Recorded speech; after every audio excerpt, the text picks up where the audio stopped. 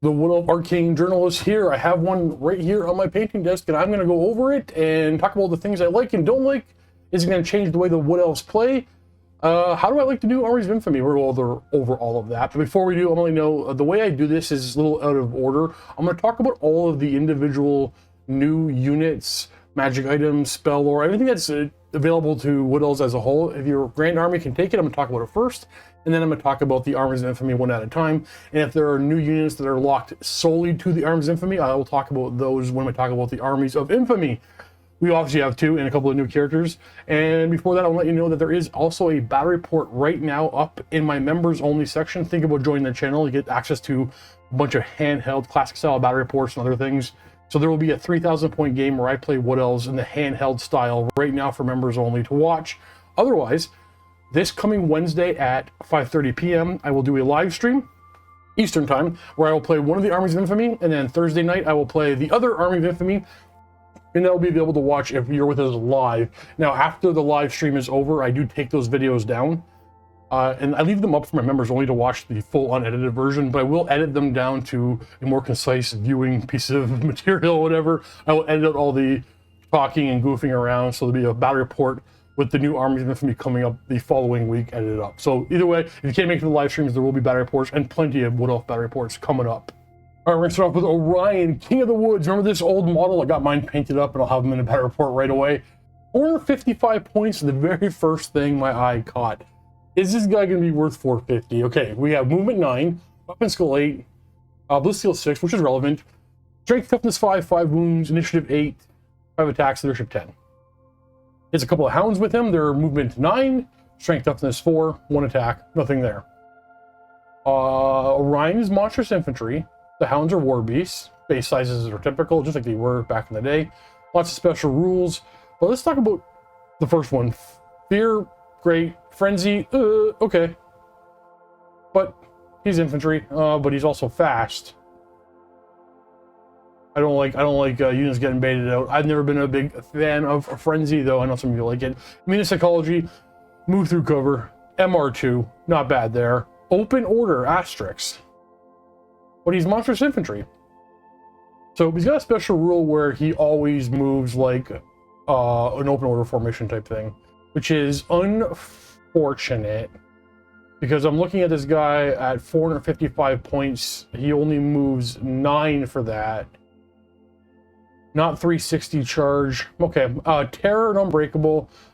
Strikes first. Oh yeah, Stomp attacks D3 plus 2. Oh great, D3 plus 2, Strength 5, AP, nothing Stomp attacks.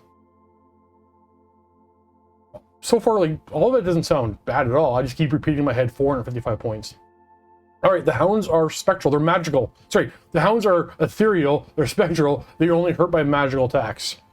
Okay, so if you're in combat, you don't have magical attacks, the hounds are not taking any damage. Cloak of Isha.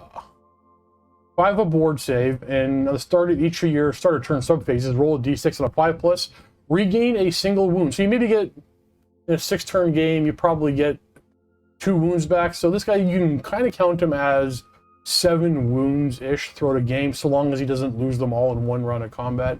So it's hard to quantify that. It's very hard to quantify that. So right now, he's a toughness 5, 5 wound monster with a 5 aboard save, and that's it. Okay.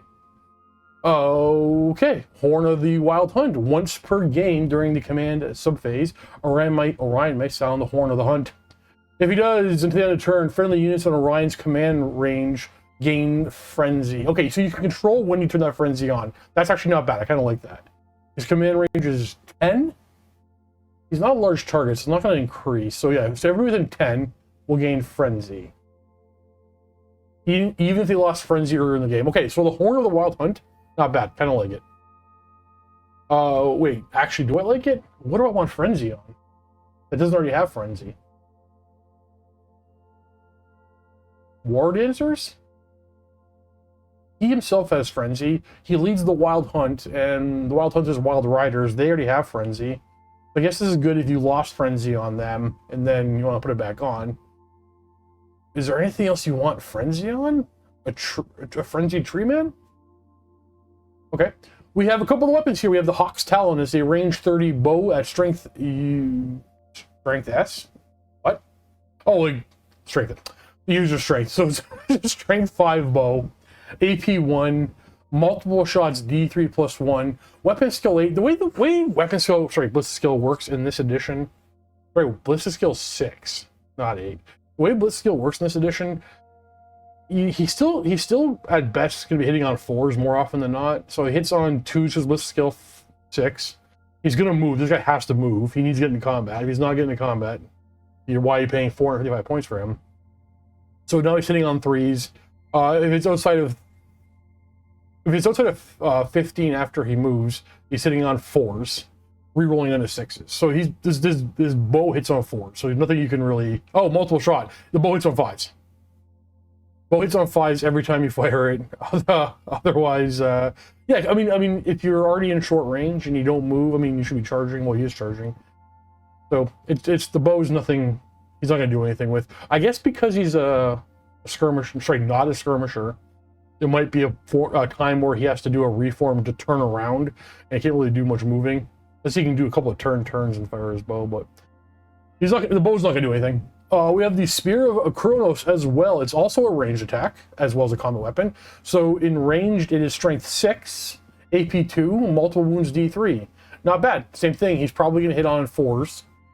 But can do some damage. But keep in mind, core rules of the game, if you have 2 ranged weapons, you only fire 1. You can't fire both of them.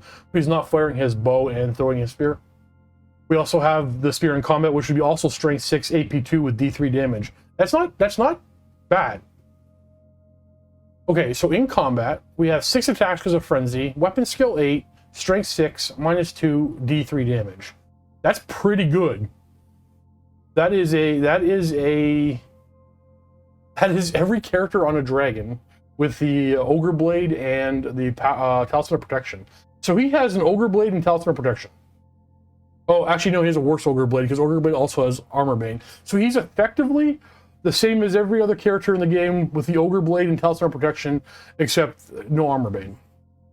But he does gain Stomp, and there's no AP on that.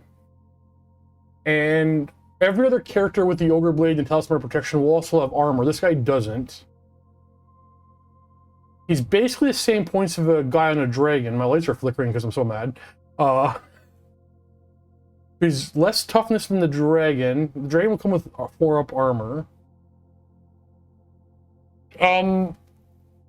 What? How does this guy not die in 1 round of combat?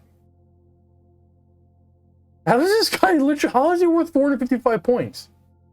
I can take a Wood Elf Noble, give him an Ogre Blade, and Talisman of Protection, put him on a Warhorse or a Stag, and it's going to be more effective than this guy. Ranged attacks, unless they're magical, aren't going to kill his dogs, but a single Ruby Ring of Ruin, even though he has MR2, hard 8, a literal hard 8 on the dice, you hit him with a Ruby Ring of Ruin, that'll kill the dogs, because you have to allocate hits to the dogs. Because of the way you allocate on characters and units with less than unit strength 5. So they're dead, and then a Ruby Ring of Ruin actually could kill him on his own. Okay, so he's a frenzy infantry character that doesn't move like a skirmisher, who doesn't fight that well, and he's almost expensive as a lord on a dragon. The second character we got new in the book is Araloth, Lord of Talsyn. Okay, so I do have this guy painted up and ready to go. We'll get him on the table in the stream next week, just like we'll have one stream with Orion, one stream with the Araloth. I'll keep calling him Talsyn, I think. This Araloth, Lord of Talsyn. Okay, 170 points, weapon skill 8, initiative 8, typical Elven Lord stats. He comes with heavy armor and a shield. Nice 4-up armor save and the Spear of Talsyn. We got some such rules, boldest of the bold. Araloth ignores all negative modifiers to leadership characteristics. Nuts to you, Screamless! Nuts to you. So, okay, we're not going to lower this guy's leadership below 10. He'll always be leadership 10. I dig it. He's a leader of elves. I like it. 5-up ward save. Okay, not bad. So we have 4-up, 5-up. As far as named characters go, that's as good as you can ask for in this edition. Now, I know there are some outliers that are just really good defensively, but we have a ward save and we have an okay armor save. We have Skarn? A bird, the Eye Thief. We're gonna go peck out some eyes. During your command subphase of his turn, Araloth may attempt to dispatch Skarn. You strike from the skies by rolling a d6. On a 1 or 2, Skarn lingers out of reach of the enemy and nothing happens. On a 3+, Skarn?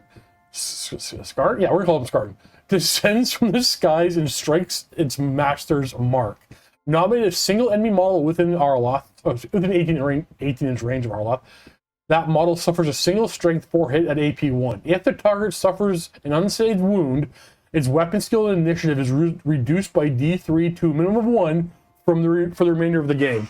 Now, it doesn't say you can't be hit by this thing multiple times, so you can really lower the weapon skill initiative. I kind of dig this. It's kind of a narrative thing. Is it going to be overly powerful? Is it going to be overly great? I don't know. The fact that you just nominate the model, wizards aren't gonna be able to hide from this. Most wizards will have 3 wounds. It will take 3 turns to peck out the eyes of a wizard. I'm gonna love playing this guy against Luca, where I go after Crom or one of his other characters and just lower their weapon skill initiative and get into a duel with them. Otherwise, he's just a strength 4 AP 1 armor bane fighter. He's got 4 strength 4 AP 1 attacks. He's not a duelist. He's not a fighter. He is an eye thief, well, his bird is, but I mean, I guess this guy's collecting the eyes. He's an eye thief and a leader of elves. But he's only 170 points. He's going to be fun to play with, but I don't think you're going to see him on the table that often. We also got the new Wood Elf Beast Pack, not the new Wood Elf Beast Pack, the old Wood Elf Beast Pack that existed even before I was in this hobby, which was like 30 years ago. I've never seen these models in person. I didn't know these models existed. They're bringing them back. I almost want to skip over this section because getting a hold of Games Workshop's metal models that they, I'll air quote, brought back from like many years ago have been hit or miss here in North America. I don't know, maybe if you guys in Europe are able to get your hands on these easily. I don't even know if I'll be able to buy these from Warhammer.com, whatever the website's called, forever. Like, there are several things that I still can't purchase. So I guess you could 3D print these things, but I've been all about 3D printing for a while. I'm over it. I have no desire to 3D print this, so I don't think I'll ever get a chance to play with these miniatures. So this is kind of a write-off for me, which is unfortunate, or maybe it's fortunate. I don't know if I even like them. So when I first saw this, I was about to email my guy at Games Workshop to be like, hey, are you going to send me these new Wood Elf Beast Packs to put in a battle report? Then I realized, oh wait, maybe this is an old thing they were bringing back from way back in the day. And I Googled it, and they were a thing. Like I said, literally from before my time. Didn't know these existed. Never seen these before in person. Not great looking. But yeah, what are they? We have beast packs, essentially. So you have an elf that's 11 points a model, and you buy a little pack of animals. You can have hounds, cats, boars, or bears.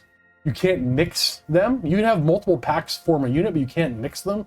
So you can have like 3 elf beast master dudes or beast keepers, and each of those beast keepers can have 3 hounds, or each of them can have 1 bear. But you can't mix and match. Okay, elven stats. Motley Crew rule for some reason, which I can't think of a reason why Motley Crew is on this, because they all have the same hand weapon. We'll air quote. We run with the pack. They move with the speed of the fastest model, I believe it was. Yeah, and they don't care about the War Beast special rule, typically the negative size of the War Beast special rule.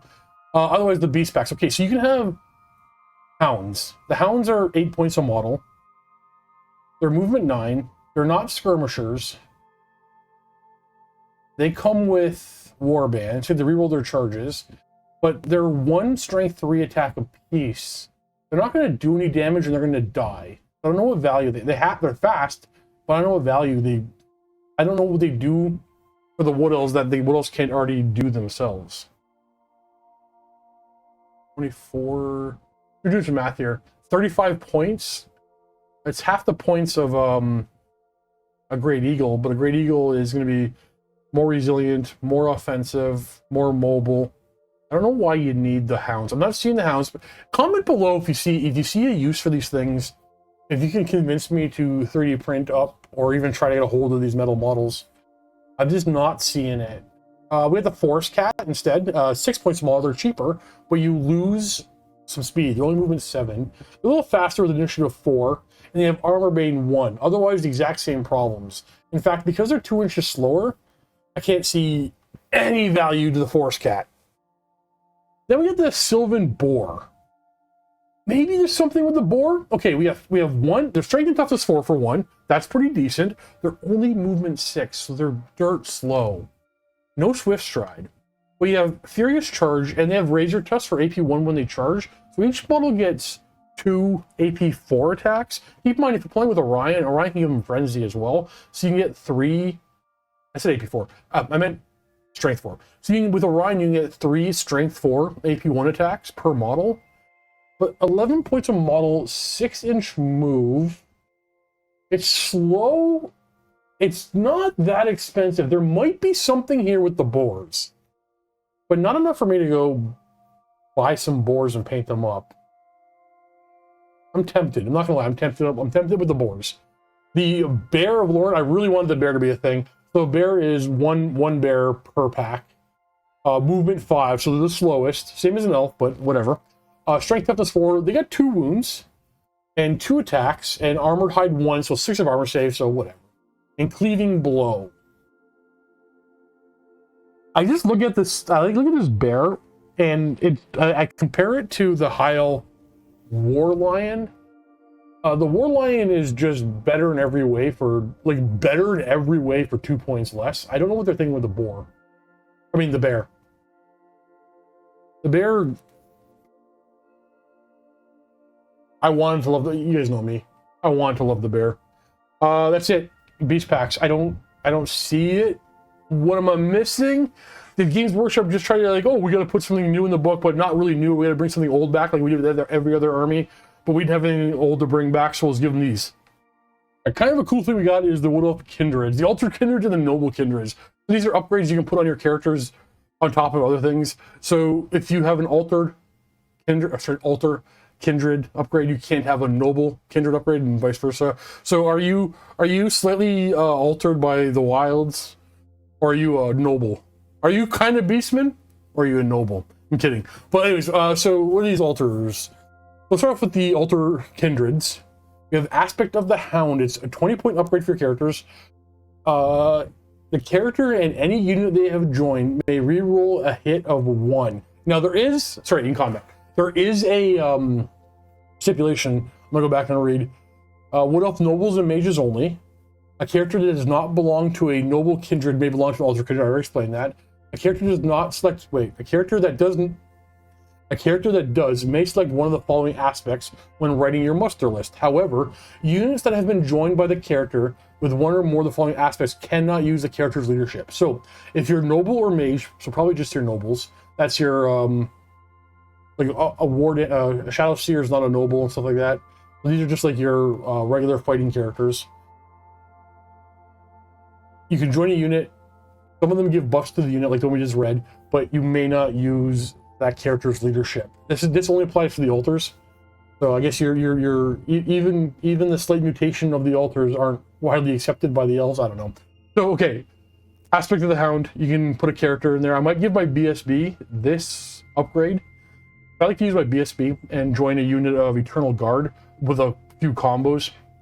Now I can give the Eternal Guard and the BSB himself reroll hits of 1 in the combat phase, and I don't care that the Eternal Guard can't use his leadership because they both have the same leadership anyway. So the Aspect of the Hound is 20 points. It's not nothing. I like it. I'm probably going to use it. Or you can have the Aspect of the Bear. It's for infantry or cav only. The model increases its strength and toughness by 1. I'm trying to find a combo with this that I really like. I really like Aspect of the Bear. I'm gonna go all bear mode here. We got Aspect of the Boar for 10 points. A character who adopts the Aspect of the Boar improves his armor piercing of his weapons by 1 in a turn in which he charges. And gains impact 1 special rule. Give me the bear. Give me the bear. Or you can go Aspect of the Cat. I'm a cat. A character who adopts the Aspect of the Cat gains armor bane 1 and may reroll fail to hit during a challenge.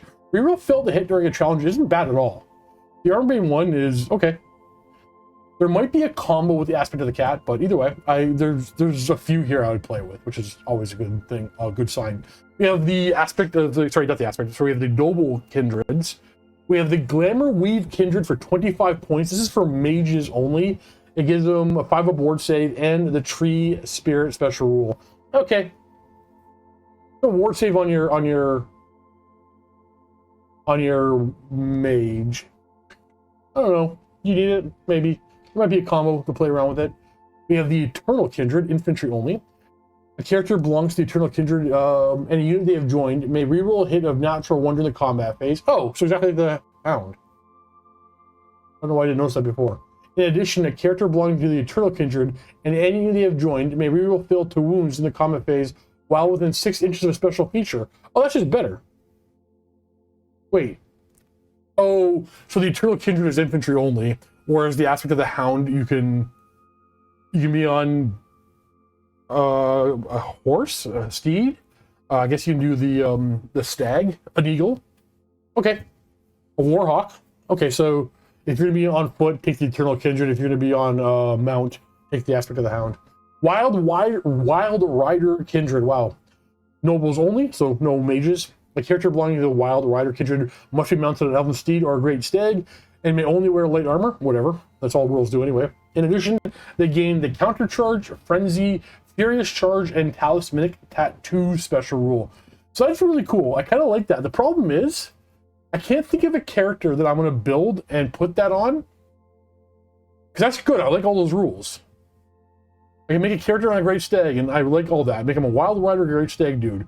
But why would I not just make him the aspect of the Boar instead? Right? Let me know what you think. Then we have the Scout Kindred for 15 points. Infantry only. You gain Scout, Quick Shot. Cool. I don't really like my character scouting out other units, but if you want to do that, you have the option. So I kind of like the Kindreds and the Altar. So the Noble Kindred, the Altar Kindred.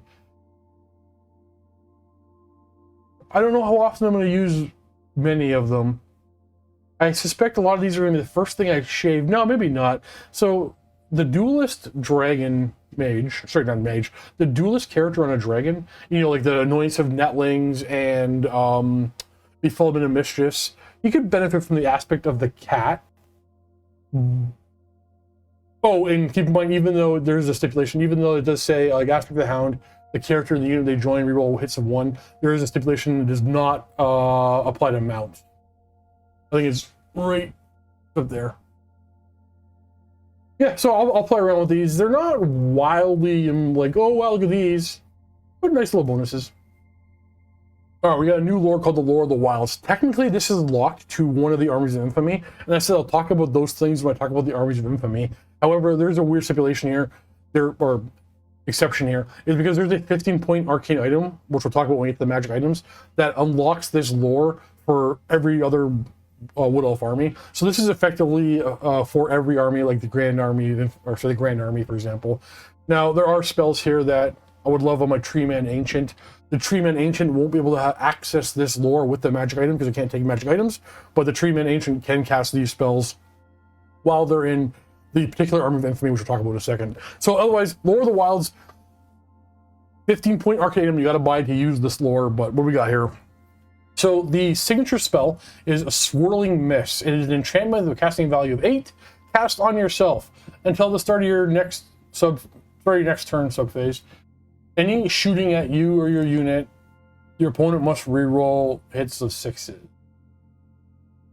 Boo. Boring. Terrible. It's Nurgle for shooting attacks, but it's 8. And, like, moving on. Fury of Athel Loren, Magic Missile. Casting value 10. Range 18. High casting value, low range. Medium range. Target enemy unit suffers D3 plus 1, Strength 6 hit, AP 2, multiple wounds 2. You can, now granted, statistically you're not going to do it every time. It's actually going to be rare. But you can one-shot most monsters in the game with this spell.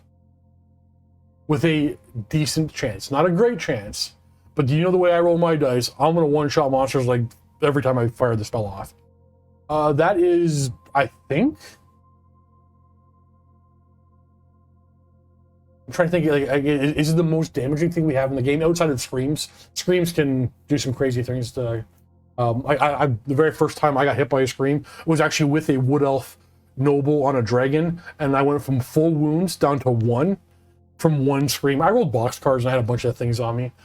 But yeah, is this one of the most damaging things we've seen? I love it. The Fury of Athel Loren, that's a magic missile. We have Ariel's Blessing. It is an enchantment with a casting value of 9 and a range 10. Short range, I don't like that. A unit gets 5 up regeneration. No, I really, really like that. Now, I wish the range was longer. Even just 15. 10 is going to be super short range.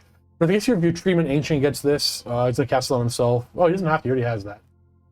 Off other things. But any mage on a Warhawk, how I typically like to run them, will have the mobility to get to where you probably want to cast his next turn. So the range is low, but the spell I like.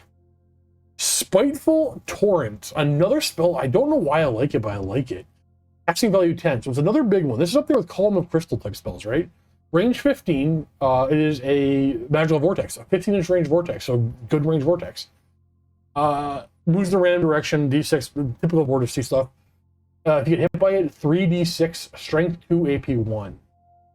I mean, that against monsters, it's better than just what every other vortex in the game. Against units with only toughness 3, that's going to be like it's a good magical vortex. Well, as forward vortex goes, I guess the only real good one is Pillar of Fire, but I don't hate this spell. I will happily roll on this lore for this spell. Durthu's Wrath.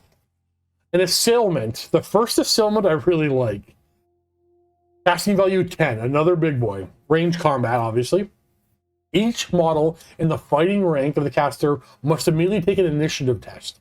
Each model that fails the test suffers a D3 strength 4 hits with no armor saves allowed. This thing is going to be hyper, super situational. It is. There are going to be many games where you have this spell, you never get it off. This spell is only going to be good inside the particular army of infamy, I think, because you want to use this with the Treatment Ancient, who doesn't mind being in combat, as more so than other wizards. I mean, any elven wizard is not going to want to get into combat. I can't think of any reason to put an elven wizard in combat. Maybe on the dragon. I'm gonna just real quick. I gotta pull up. I haven't done it. I haven't even thought about it. But where's my Force of Fantasy? Can Wood Elf wizards take a dragon? Because there was that kindred we talked about earlier that gives them a 5 ward save, so you can jump on a dragon without using up your ultimate protection. Sorry, I just scroll through. Somebody's already screaming at the screen. Yes, they can. No, they can't. My document just froze up on me. Oh, there we go. Now we're sliding again. Future Steve might edit this out, but I already know I'm probably going to forget.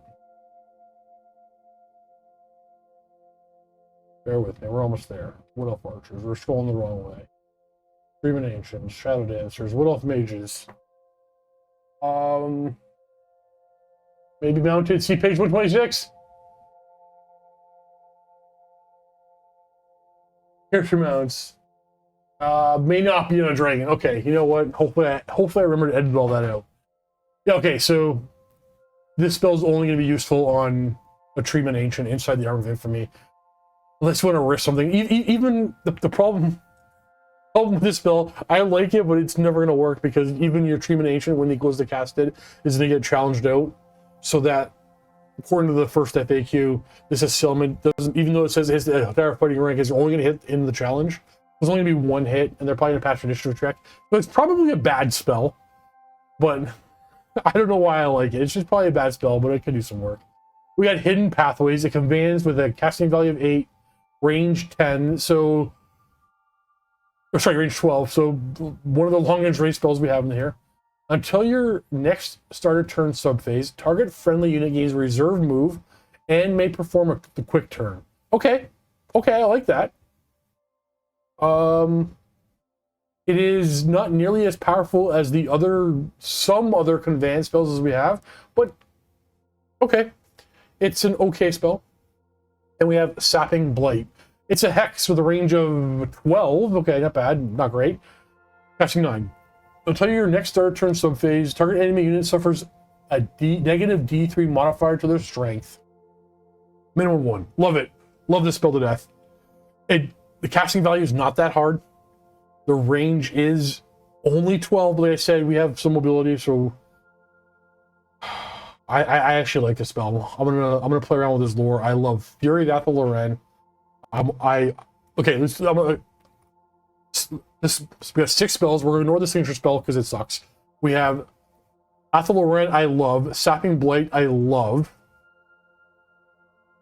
And then we have Ariel's Blessing and Spiteful Torrent. I think are pretty okay, like better than okay. I don't love them, but I think they're pretty good. And we have Durthu's Rash, which I like, but I know it's not going to do anything. And then Hidden Pathway, which is going to be useful. So I think you can roll on this, and no matter what you get, whatever 4 spells you get, because they're all bring level 4s, you're going to be casting them other than your Settlement spell. So I actually think the Lore of the Wilds is pretty good. Is it better, competitively speaking, than having all of your wizards just roll on battle and fish for fireballs and Pillar of Fire? No. But that's because nothing is. So this is a damn good lore if we ignore lore of battle. Unfortunately or fortunately, or even... No, I think I would take this over Elemental. Either way, lore I'm happy with. It's a buff for the Wood Elves.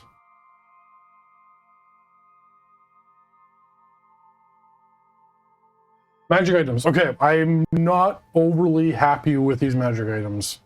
But to be fair, most of the magic items that have come out in this edition have been lackluster or just over point cost.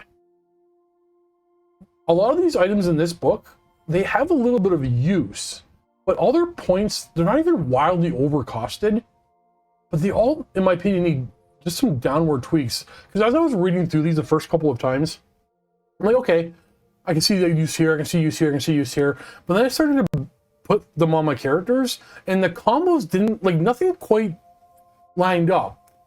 I needed 110 points for this character for these 3 items, and nothing, I couldn't find a use for these magic items in sort of a combination, like, at all. It was kind of disappointing. But they're all not terrible. Let's go over them one at a time. Let's start with the magic weapons, which have been historically not great anyway, because is there a single magic weapon in the game outside the Ogre Blade that a great weapon is usually just, like, a great weapon is usually just better, right? Especially with elves. So we have Vol's Wrath for 55 points. It's a bow. Wait, does it say it's a bow? Yeah, we're calling it a bow. Range 32, strength user +1, or strength +1, AP 2, multiple wounds 2, magical attacks, slamming attacks. So it is a single shot that most of the time when you fire it will be hitting on 4s, the way Blitzskill works this edition. Also, it's 55 points, so it's only for a Lord level character. So now we have a minimum of like 155 point character. I think it's a little more than that, actually. Scroll over here. What's the minimum for a Glade Lord? With mages, nobles, like Glade Lords are at 35 points. So we're talking, if we're naked, 190 points for a single shot that hits on a 4 most of the time you fire it. At strength 5, AP 2. What are we kidding? Oh, but hold on, we have a special rule. Once per game, if you don't move, which is the Wood Elf thing, they're very static. They don't like to move around a lot. Once per game, you get the through and through special rule. Let's just turn off that alarm.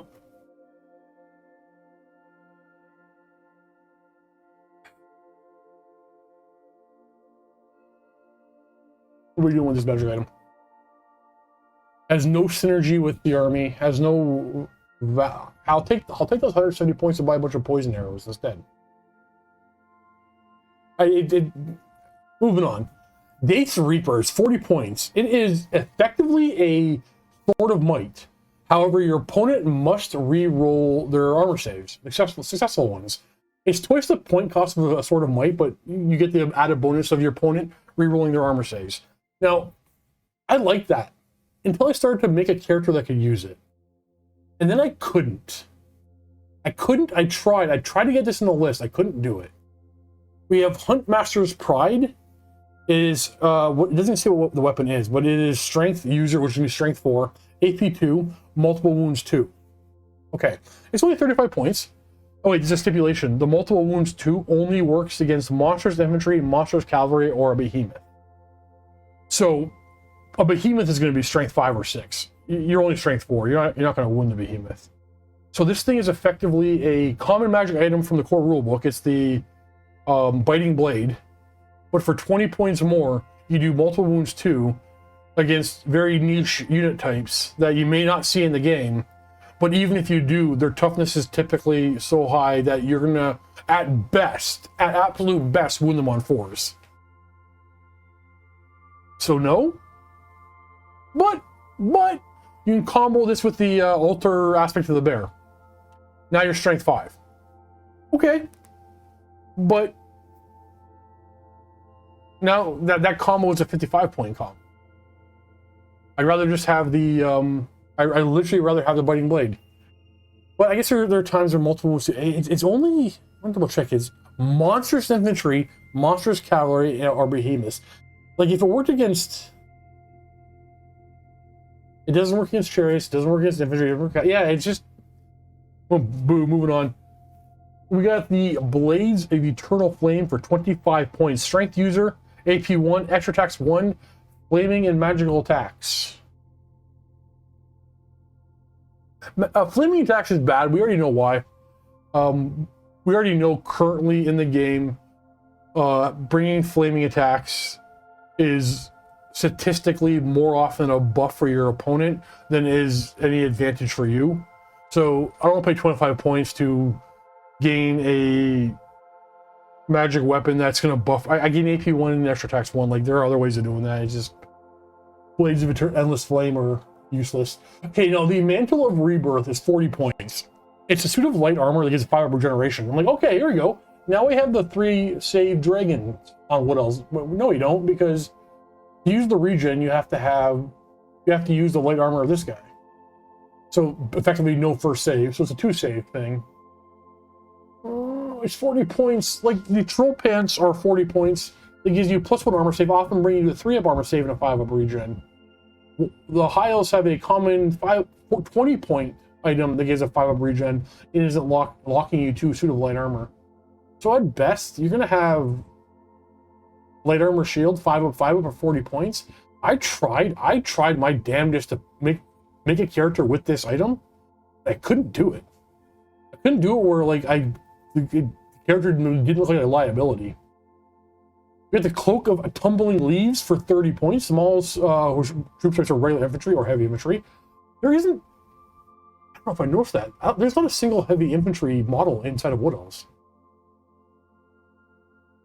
Interesting. The Cloak of Tumbling Leaves is a suit of light armor. Oh. So you can't even give it to a wizard. In addition, the wearer has Fly 10 and Swift Stride. However, you can't join a unit. Wait, what? Like, I think I have the page open still. Doesn't a Warhawk cost 30 points? 23. Sorry, everybody. I'm getting a little frustrated. So, a Warhawk, any character that can buy this magic item can just buy a Warhawk, which gives you +1 toughness, 2 additional strength 4 attacks. You become monstrous cavalry, but you still skirmish. The Warhawk gives you Fly 10 and Swift Stride. I guess you can spend the magic allotment on this and gain Lookout Sir from other infantry. Look at Tumbling Leaves. You know what? If it was not armor, if it was something a wizard could wear, maybe there might have been something here.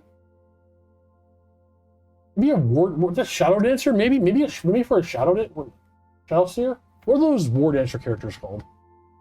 Okay, this is literally one of those first impression reviews. I'm just trying to like process all this. Shadow Dancers, 2 wounds. Oh, but I guess if they wear, oh, they can't even take it.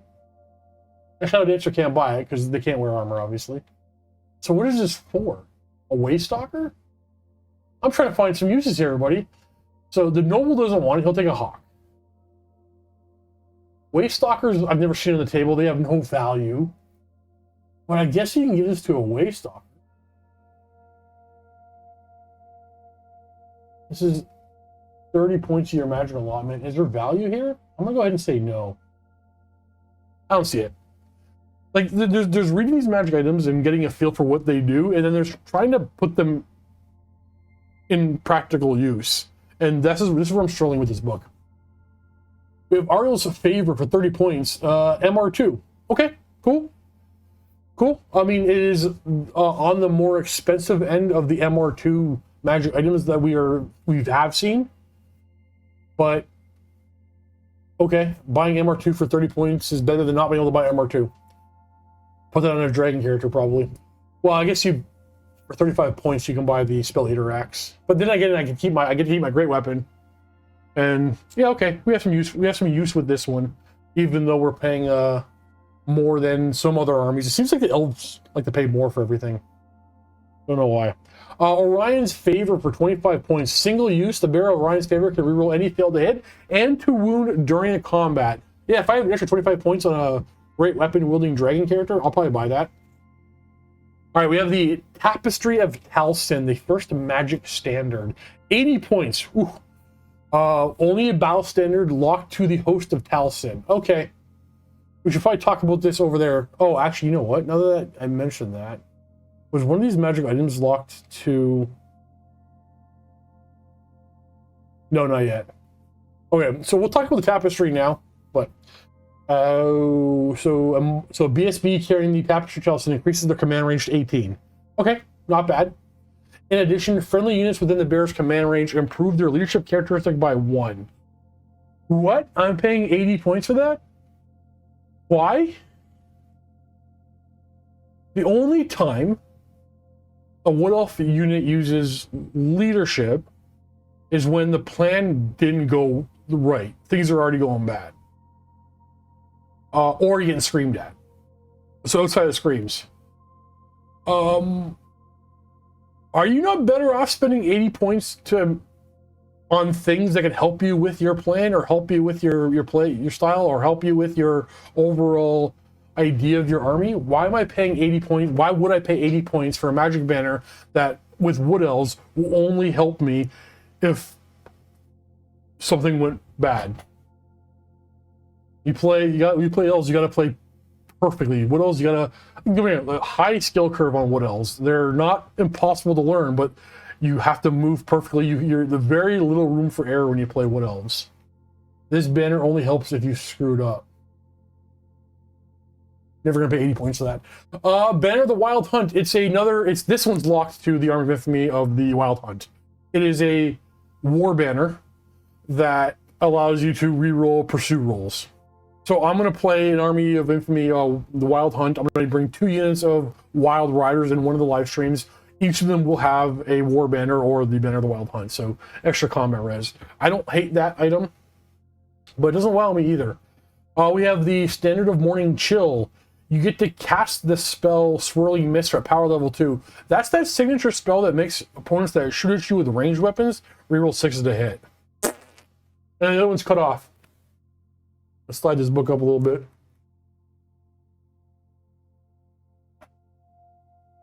$20 points. A unit carrying the banner of Springtide gains the quick shot special rule. I was playing around with that. There's some value with the quick shot and mixing some bows. So I don't hate the Springtide. I actually think I put this on one of my lists coming up. All right, let's just keep moving on. I'm gonna move this all over the place so we go on to the next section of magic items. Okay. Enchanted items. We got the Crown of Antlers, 35 points. You get Armor Bane 1, Impact Hits D3, and your Impact Hits are AP2. Now, combine that with the Alter aspect of the Bear. Now your Strength 5 Impact Hits, AP2, D3 of them. Not bad, not terrible. 35 points my magic item allotment. It's more offense on very squishy characters, but offense is typically better than defense this edition. Once again, this is another item I tried to get in my list. I think people will use this, will squeeze in this list, but the way I build my characters, I couldn't get this in, but I'm not giving up on the Crown of Antlers. We have the Moonstone of Hidden Ways for 30 points. Single use. The wearer of the Moonstone of Hidden Ways may cast a Forest Walker spell from the Wood Elf lore. Power level 3. It's single use. Hyper situational. Light tipped arrows for 15 points, an ultra common item. Single use. Models with the Azrai longbow. A blight tipped arrow can be fired as normal from the bow. If an enemy model suffers an unsaved wound from a blight tipped arrow at the beginning of each subsequent turn, that model must make a toughness test. If the test failed, the model immediately suffers a single wound with a no armor save or generation allowed. So it's a single use. You have to get a wound through. Like the only thing that could, you have to have multiple wounds. I don't know what, I'm getting frustrated. Anything you fire at this, well, you'll be wounding on 6. And if you are so lucky to get that wound through, they're going to pass every toughness test you have to make on a 1, 2, 3, 4, or 5. Please stop. Did we play with these magic items, GW? Did we make lists? Orb of a Midsummer, 35 points. Once per turn, the bearer can reroll a casting roll. Okay. This is, now we're talking. We got a good item here. That doesn't say failed casting attempt. You can reroll a miscast with this. That's not a bad item. It makes you a little bit better than a High Elf Wizard, actually, with that. But you also have the Oaken Stave, so you're fighting for the Oaken Stave. But if you have multiple wizards, I think this is a good item. And then we have the Heartwood Pendant. It's an ultra common for 15 points. In addition to the Lord... Oh, this is the one where you get to take the Lore of the Wilds. Or not Lore of the Wilds. Yeah, Lore of the Wilds. So 15 points, get access to the lore that I really love. And then 25 points, Sigil of the Mage Queen. Single use, the bearer of the Sigil of the Mage Queen may use it before making a casting roll. If they do, add +2 to the attempt. A Power Scroll is 5 points cheaper.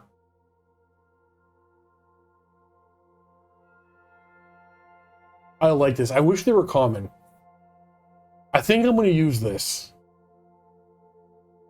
Yeah, I'll probably use this. So, okay. Once again, magic items this edition, they haven't wowed me. We have one more Arcane Journal to come out. The Beastman. Maybe that one will wow us. Yeah, otherwise, these magic items have been a little lackluster, but not that shocking for the edition. Well, let's talk about the first Arm of Infamy, Orion's Wild Hunt. 50% characters. Orion can be part of this. You get 1 Glade Lord per 1,000 points. Shadow Dancers, Spell Singers, Waystalkers, 1 per 1,000 points, and Glade Captains. So you're capped at level 2 wizards. Not typically a good sign for an Army of Infamy, but that hasn't made Army of Infamy unplayable as far as I'm concerned. Now, core, only 25% core needed.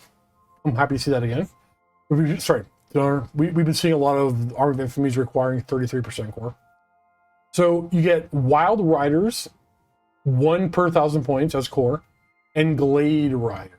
Okay, so this is a Cav list. I don't hate that. I'm not a big fan of the Wild Riders, but I know some of you love them, and I'll be honest with you, the Wild Riders, when I use them, have performed well or very well more often than they perform poorly. So even though I still don't like them, I admit that they're not bad. They're not terrible at all. I just like to control my units, and Frenzy does Frenzy things. No, special, 50% of your army can be special. 0 to 1 Sisters of Thorn per 1,000 points. War Dancers, so we have some infantry, which is going to be good because Orion needs infantry on the table to get some lookouts there. Warhawk Riders, Wild Riders, Wood Elf Beast Packs. Who cares about the Beast Packs? In rare, 25% of your points are going to be spent on Way Watchers per Waystalker taken. A bunch of Great Eagles and Scouts and Wildwood Rangers. Wildwood Rangers got no love at all. Boo. We're focusing on Cav. Our low save, but very fast and hard-hitting Cav. What do we get for special rules? Chieftains of the Hunter King. Wood Elf nobles in an Orion's Wild Hunt army may have talismanic tattoos at 10 points per model. That's not terrible. I mean, getting ward saves is not the easiest thing in this edition unless you're Chaos. The 6-up ward save, but it's 10 points. If you have no other way of getting a ward save, pay 10 points, and now he has got one.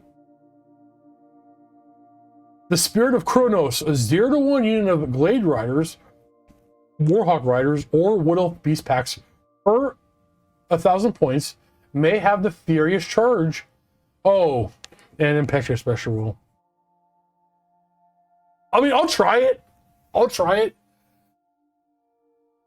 So all of these units... Oh, so we already talked about the Beast Packs and the Furious Charge. Warhawk Riders... The Furious Charge doesn't apply to the Warhawk, which is the best fighter of the unit. So you're going to get, on a Warhawk unit, you pay 10 points, you're going to get 3 more Strength 4 AP1 attacks. And for that low price at 10 points, you gain Impetuous and probably have to charge at a bad time. So I can't ever see upgrading my Warhawks with their flying skirmish with Impetuous. No save. Warhawks cannot ever take this upgrade. They're just going to die.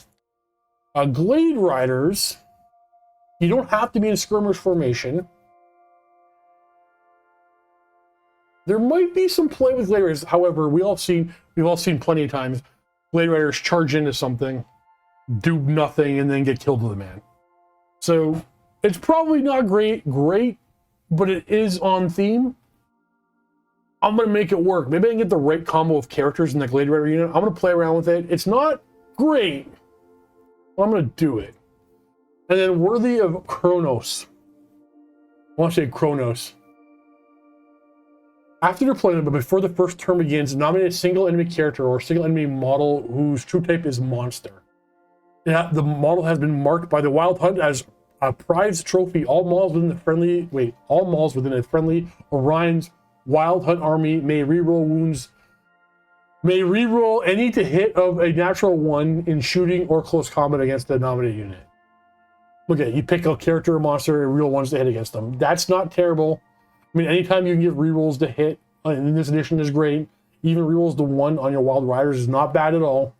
In addition, it bonus 100 victory points if the nominated thing is slain. Okay. I don't hate it. No level 4s. You're playing with Wild Riders, but we already know that going into this whole idea. I think there might be play here with not bringing Orion. I'll try. I'm going to put him in the stream. I'll try. I hope I'm wrong about Orion. I'm not seeing it. But I think there might be play here at 2,000 points, 2 dragons, 2 units of Wild Riders, ultra aggressive list here to play. Is it going to be top tier? Probably not. Anytime you don't have control of your miniatures is not great. But is it gonna play? Yes. Is it gonna be fun? Honestly, yes. So I don't hate the Wild Hunt. It is a new way to play the Willows didn't have access to before this before this Arcane Journal came out. So that to me is a big bonus onto itself. Like I don't care if this gives me a new way of putting my miniatures on the table. It's some extra rules that I don't care if they use them or not. The big thing here is my court isn't Dryads or Elven Infantry. It's Wild Riders. Whether you love them or not, there's something here, and I will have fun with this. Oh yeah, and 1 captain can be your BSB as normal. So yeah, I'm gonna have fun with this. It's gonna be a fun little list to play. I can see people even building an army to this theme, like as your first Wood Elf army. I'm gonna build a 2,000 point Wood Elf army with a Wild Hunt, because the idea of the Wild Hunt narrative is really cool. So yeah, I'm gonna give this one a win in my books, but I will go into the comments right now and listen to the Wood Elf players say how much they hate it, which I get. It's not the typical Wood Elf playstyle where it's like control movement and play super cagey or guerrilla tactics, all that kind of stuff. It's not the typical Wood Elf thing. It is a hyper aggressive, go at your opponent type army. But for some people, you know what? I would say people really love it. So Luca, who I do my battle reports with, he doesn't like Wood Elves. He will not play Wood Elves. I bet you anything. I haven't had a chance to talk to him about this yet. I bet you anything you'll see Luca play the Wild Hunt on the table. And you know, he'll probably take Orion and do well with him and make it work. So come to our live streams and get Luca's opinions on the Wild Hunt. I think it's right up his alley. The last army for me, obviously, is the Wood Elf Realms Host of Talsyn. It's the one I'm going to play the most. But let's first talk about what we get when playing the Host of Talsyn. So 50% of your army can be spent on 1 Glade Lord or Spellweaver per 1,000 points. Okay, typical stuff there. 1 Treeman Ancient per 1,000 points. 1 Warden of Talsyn per 1,000 points. Shadow Dancers, Warden, okay, whatever. All right, core. Again, only requiring 25%. Love it. 1+ unit of Eternal Guard must be brought. Now, I actually like that. I really like Eternal Guard this edition. I hear people all the time say how they hate Eternal Guard, it doesn't work for them. Eternal Guard have always performed very well for me. I love my Eternal Guard, and I will definitely be using this in whichever night I stream the Host of Talsyn. I'll be using the Eternal Guard. Obviously, I have to, but I love my Eternal Guard. Dryads are core. 0 to 1 unit of Glade Guard per 1,000 points will be taken, and 1 unit of Deepwood Scouts will be taken as a core. So you don't have to have Glade Guard in this list. You can't have any Glade Riders in this list. This is a non-cav list. 50% of your army can be sent on Deepwood Scouts. Guardians of Talsyn, another new unit. We got Wildwood Rangers. Boo, they're useless. Sisters of Thorn. Okay, so we have some cav. And 2 units of Treekin, up to 2 units of Treekin per 1,000 points. Rare, we get extended. We have 33% of the army may be spent on rare with Treemen and War Dancers and Great Eagles. 1 Warden of Talsyn or Glade Captain may be upgraded to BSB. Awesome. Now, what do we get for special rules? All units within a Host of Talsyn gain Hatred Beastman Breaker special rule. Cool. Cool. I don't like special rules that apply to one army. It's hard to quantify things when it's like that. So these guys are better against Beastmen. It's a narrative thing. In tune with nature. In addition to the lores of magic, they're normally allowed to take... Oh, so this is where they get to take the lore of the wilds. So they have access to... All their wizards have access to lore of the wilds without bringing that special magic item. Protectors of the Ancient Woods. Whilst in control of special features, a unit within the Host of Talsyn may reroll hit and wound rolls of 1 during the combat phase. Okay. Alright, that's not bad. In exactly 1 out of 6 scenarios that exist in the book. Okay. Awakened Wood. Within a Host of Talsyn, any number of units of Dryads or Treekin may have the Ambush special rule at 1 point per model. In addition, Treemen and Treemen Ancients can have Ambushers at 10 points per model. I think I've developed it. I play a lot of Warhammer the Old World. I have developed an opinion of the ambush rules just don't work in the context of the game. Like, don't get me wrong, they actually work. They just don't provide anything. I can't ever see ambushing anything outside of creating a narrative. And Games Workshop wants to force narrative. That's great. I'm all for it. But I don't know. It's just I usually find ambushing. I'm having less fun with my models because I'm just not using them. I can't. You're almost always going to be in a better position putting your army, your units on the table at the start of the game and playing the movement phase with your opponent than having them come on a table edge. Now, I don't mind, in particular, Wood Elves, having their Glade Riders have ambush. I don't mind. I think that's the one unit in the entire game right now that I actually don't mind ambush on, because they move relatively fast when they come on. They're typically a shooting unit with their poison arrows, and they have reserve move or can get reserve move and really actually come on and get into like a really, because 18 inches of move after they come on the table can really get on and do some work.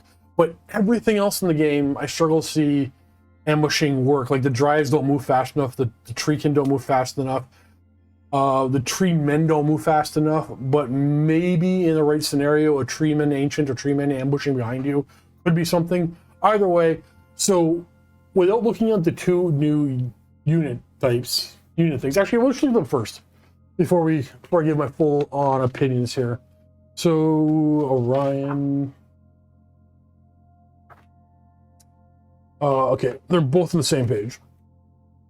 The Wardens of Talsyn, we have 125 points. So these are, I'm gonna just group my other book again. They're 10 points cheaper than a Wood Elf Noble, sorry, the Glade Lord. 10 points cheaper than the Glade Lord. 1 less, no, wow, okay. 3 less ballistic skill. The Warden is only with skill 4, and 1 less leadership. So we pay 10 points less than a Wood Elf Noble. We lose ballistic skill, and we lose leadership. This thing is probably a fighter, not a shooter.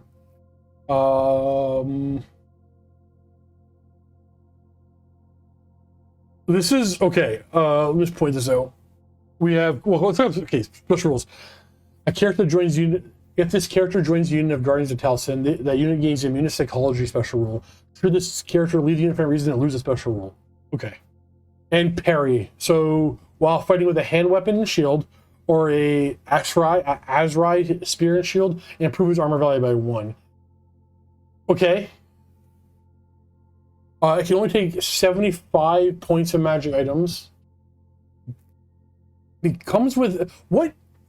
Was just not like proofread? The character comes with drilled, but that's a meaningless special rule on the character. It has elven reflexes and strikes first.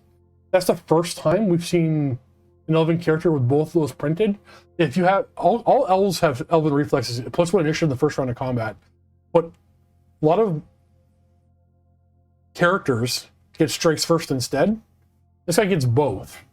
So I guess you can fight. You can have a great weapon and get charged and fight at initiative 7 with this guy. I wonder if that was intentional or just an oversight. I lean that was probably just an accident, but who cares? It's a okay. So less leadership, less ballistic skill, less magic item allotment, 10 points cheaper. We gain parry and lose all of our punch. Thus, any reason to bring this model. Can't mount anything. This model has got no use, right? Am I missing some? All right, Guardians of Talsyn. There are 18 points a model. Now, when I first saw that, I'm like, what? 18 points a model? No infantry is worth 18 points a model this edition. I was trying to pull up the stats of the regular Eternal Guard, because it's not that much more expensive than a regular Eternal Guard. I think a regular Eternal Guard is 15 or 16 points when upgraded. Okay, so Eternal Guard are base 13 points. Now, these Guardians of Talsyn have the same stats across the board, except Guardians of Talsyn have 2 attacks per model instead of the regular Eternal Guard's 1 attack per model. So, after you buy shields for the Guardians of Talsyn, they're going to be 19 points a model. They come with drilled, and I believe they come with drilled and veteran. Now, the Eternal Guard, they're buying drilled and veteran, so they go up to 15 points a model. They're also buying shields, so going to 16 points a model. So basically, if you take Guardians of Talsyn, after you have the same upgrades, and both of them are going to buy shields, the Guardian of Talsyn is 3 points more per model than the regular Eternal Guard. And you gain +1 attack. It's 3 points a model worth +1 attack. Oh, they gain parry. So +1 attack and parry. So they're going to have a 4-up armor save in combat. That is a probably warranted point increase. +1 attack, parry. That's it. +1 attack, parry, 3 points small. Okay. Super expensive, they're going to die in droves. The problem is, I'm going to go back here when we talk about it. Even though I am going to play this Army of Infamy. Oh, get in there. There's something to hold the book straight for me. Problem is, if you take a look, Guardians of Talsyn right here, right here, they're in special. And you got to bring 1 unit of Eternal Guard in the Host of Talsyn. The only way to bring Guardians of Talsyn are to play the Host of Talsyn, which means the only way to play Guardians of Talsyn is you must bring a unit of Eternal Guard. So you have to bring 2 units of very squishy Spear Elves that aren't cheap. They're very expensive. It's a big point investment to bring 2 of these units. If this is kind of like the High Elf Lion Guard unit. Like, I'll play them one time and never gonna play them again because the upgraded expensive version is not worthwhile. But the thing is, I can't even play these guys because I don't have the models. I only have like 24 or 30. I think it's 24. 24 Eternal Guard. I'm not going to play with 2 units of 12. Like 1 unit of 12 Eternal Guard, 1 unit of 12 Guardians of Talsyn. So I have to buy at least two boxes of Eternal Guard. If they're sold in 10s, they're probably sold in 20s now. I'll have to buy like a new box of Eternal Guard. I gotta assemble and paint them up. I'll only use them sometimes in a host that I will play the host, but like it's a big time investment to bring the second unit. I'm just not gonna do it. I'm not gonna buy another box. This would have been significantly better if you didn't have to bring Eternal Guard, or the Eternal Guard unit could be upgraded to, or something like that. This part's a big fail for me. That being said, does this host of Talsyn give me a new way to play? No. I could do this already. I can bring Glade Lord, Spell Readers, Treatment, all that kind of stuff. This host only takes units away from me. So there's no Glade Riders, there's no War Hawks, there's no what is this? There's no Wild Riders. So the composition just takes away from the Wood Elves. But in return, we gain Hatred against Beastmen, a hyper niche special rule, In Tune with Nature, again, access to new lore, but there's a magic item that allows us to access that lore anyway, and it's common. It doesn't take up your arcane slot, so it's like, okay, I don't really gain, like, there's no need to play Host of Talsyn, because I can get that lore anyway. Protector of Ancient Woods, so my guys fight better while they're near a special terrain feature, but is it any terrain feature? Any special feature, but there's only one mission that puts one on the table. So if you're used to putting special terrain features on your table all the time, then yeah, you're gonna get a buff. I don't do that, and I know a lot of people don't. So it feels like now putting special features on the table are like I have to do it now when I play Wood Elves, and that doesn't feel right, but I'm going to do it anyway to gain access to their special rule. And then Awakening of the Woods is Ambush. You guys all know how I feel about that. So you don't really gain a reason to play the Host of Talsyn. But on the plus side is I regularly make lists that already fit into this. So I'm probably just going to play the Host of Talsyn quite often. But it's not going to feel like a new way to play at all. It's this, sometimes the way I play Wood Elves will have Hatred against Beastmen. Or my opponent, like sometimes I play against Beastmen, I'll have Hatred against them. Sometimes there'll be a special train on the table and I'll get better combats while I'm near that train. So it's a minor buff. The access to the lore is meaningless because everybody has access to it. So this to me is one of those armies of infamy that are like, you didn't give me a new way to play. Everything here I could already do. Because the special rules, so the things I lose, you get access to special rules, are like, okay, I'm not bringing those things anyway. But the special rules aren't going to take effect most of the time. So it's like, if you're going to play an all-comers game, and I guess that's my position. I think special rules in Arm of Infamy and stuff like that need to be all-comer type stuff. They shouldn't be, in my opinion, this is just my opinion, they shouldn't be tied to like a set narrative in the head of the writer or whatever here. So a lot of my beef with the Army of Infamy that I dislike is probably not the fault of the writing of the Army of Infamy. The real fault is, in my opinion, the grand armies of everything Warhammer the Old World thus far has been very light on restrictions. So they should have had typical restrictions, like Black Horse shouldn't have been core ever, and that could have been Army of Infamy where Black Horse become core. So because our grand armies are every grand army can give you multiple ways of building your army list, which is really cool, but that mindset didn't work well with Armies of Infamy as a whole. So this Host of Talsyn could have been more interesting if I already couldn't bring the Dryads as core or something, I don't know.